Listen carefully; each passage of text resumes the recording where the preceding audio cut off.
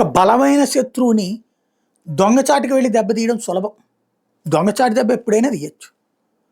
But ఎదురుగుండా నుంచుంటే ఇప్పుడు పాకిస్తాన్ వచ్చి భారత్లో ఉగ్రవాదుల ద్వారా ఏదో యాక్టివిటీ చేపిస్తుంది.